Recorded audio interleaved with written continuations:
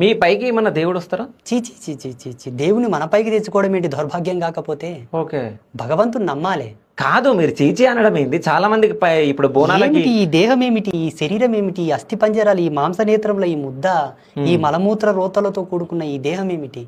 భగవంతుని పొందాలంటే బహు సత్యంగా ఉండాలి.